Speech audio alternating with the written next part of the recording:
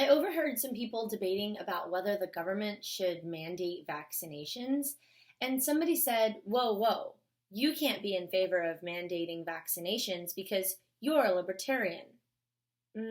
That's not exactly true. When you're debating whether the government could or should or has the power to, something like that, mandate vaccines, even if you're a libertarian, you could still be in favor of the government doing that. So this video is going to clarify in what way a libertarian could still be in favor of government mandated vaccinations.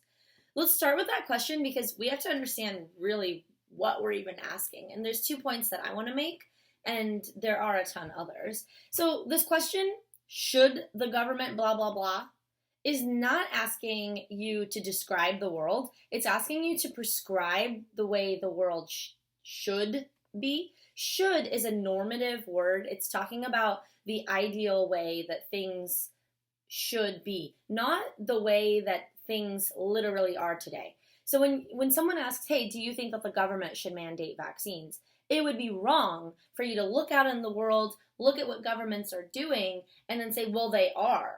That's not an answer to the question.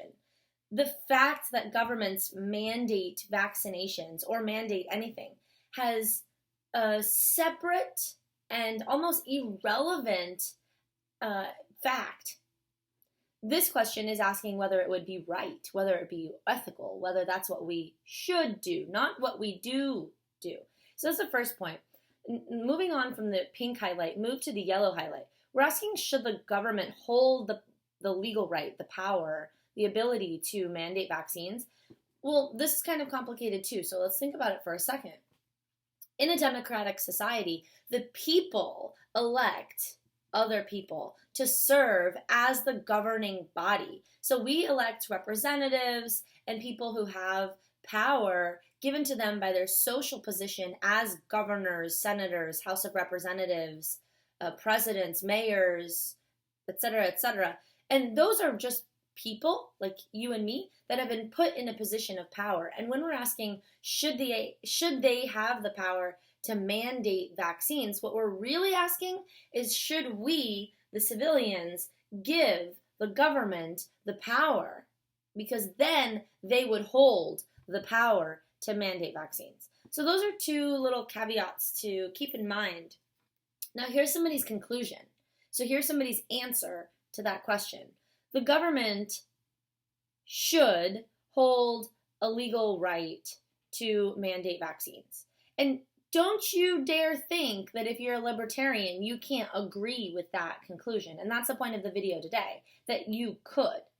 Now, here's why it seems like you can't, because when we hear about libertarians, what we're really hearing about is how they believe that all civilians are autonomous, self-governing, not to be ruled by others like a governing body, but to be self-ruled. So the libertarian view is all about small governing body telling individuals what to do, and a big self-esteem idea for each individual that you can't be told what to do, you're a free human. But that doesn't mean that you have to say no to all government mandated vaccinations all the time. You could still be in favor of one. And that's, again, what we're going to talk about today. The libertarian, if they wanted to say that there should be a mandate by the government about vaccines, would not say for one of these reasons. So here are premises that do not support the libertarian conclusion. These are that once you do a cost-benefit analysis, it would suggest that the government is able. That's not the libertarian way to draw that conclusion, but they can still draw that conclusion. Here's another premise that you could use to argue in favor of that conclusion that the libertarian does not use, and that's that individuals have a legal duty to serve other members in their community. Again, that's not what the libertarian thinks. These are the views of other political theories like utilitarianism and egalitarianism and Rawlsianism. So let's talk about those for a second. The utilitarian is all about doing some kind of cost-benefit analysis and trying to force everybody in the community to do things that would leave the majority the best off. And a part of that is because they think that you do have a responsibility to benefit the majority, that the majority's well-being matters to every individual. The libertarian does not really get on board with that premise at all. They think individuals are where the seat of power belongs, each individual for themselves. So the libertarian would be against food stamps, for example, requirements that you chip in your money that the government takes, pays their salary, and then reallocates the leftover of that to government-funded programs that take care of other people. The libertarian says, no, that's just wrong. Well, let's move on to egalitarianism. Egalitarianism is all about closing in on the gap between those who have in a society and those who do not have in a society. And they think that those who have some kind of obligation to those who do not, and if you do some kind of cost-benefit analysis, that most people will be better off. So the egalitarian and the utilitarian have a lot in common in that regard. But the libertarian says, no, that's not what we're doing here. The Rawlsian, for similar reasons, wants to make conclusions about what we should do in a society based on thinking about things from behind a veil of ignorance. They want to say, forget if you're the have or the have-not. What do you think is the right thing to do? And they have in mind some kind of cost-benefit analysis and some kind of care for other people. So the utilitarian, the egalitarian, and the Rawlsian are all about these kinds of premises that the libertarian will not be using when they come to this conclusion. And here's the kicker. I'm going to show you that the libertarian can still come to that conclusion. And the reason for that is because even though the libertarian wants people to be considered autonomous, autonomous meaning self-governing, each individual for themselves has the right to control themselves, it's still not to the extent where you can do unjustified or ungrounded, unwarranted causing of harm to other people. Because look, those other people have a right to make their own decisions and not be infringed upon, not be imposed upon by you and your negligent behavior. So it's true. Libertarians want every single person in a society to be considered a free agent, not to be governed by some other party. And so they want a small government. But it's not to the point where you are causing some kind of reckless high risk or reckless harm to others, because those others don't want to be infringed upon either.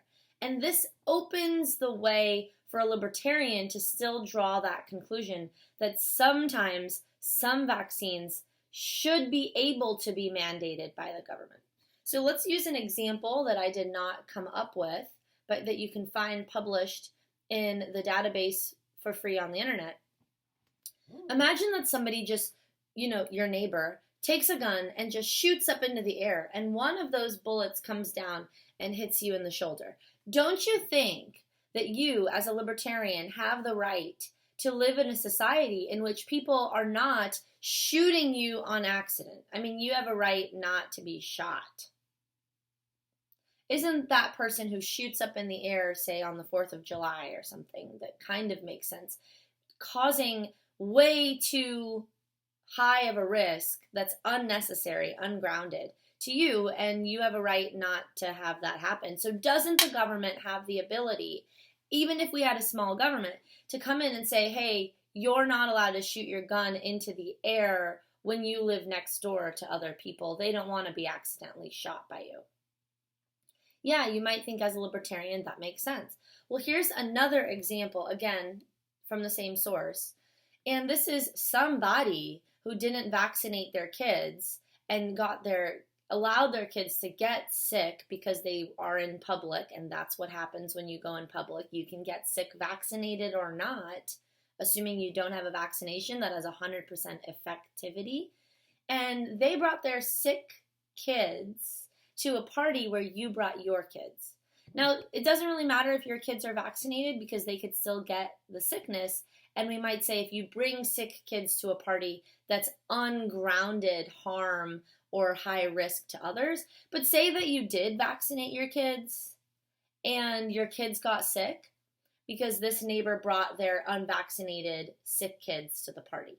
You might think, whoa, that's wrong. Even if you're a libertarian, even if you think every man for themselves, don't tell us what to do, you might think, oh, in this case, in both of the cases, actually, there is some sense in which we do want some managing party, some governing party to come in and say, you can't shoot your gun into the air when you have neighbors, and you can't bring sick kids to a party and they've been unvaccinated. So maybe we can require that everybody do their part so that we decrease the high risk to a low risk of getting sick. Maybe it makes sense to have a managing party or a governing party come in and say that you are causing ungrounded harm or high risk to other people by not getting vaccinated, when we can make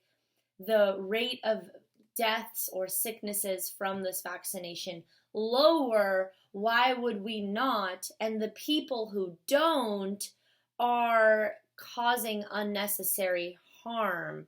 Now, you could go that route and end up with that same conclusion, even though you didn't get to that conclusion from those more popular premises. Now, I'm not saying libertarian would do this argument where they're talking about unnecessary harms to other people who have a right not to be harmed by you and your negligence, but I'm saying that thinking about all of the different ways to be a libertarian, there are ways to be a libertarian that could still lead to you accepting this answer to this question.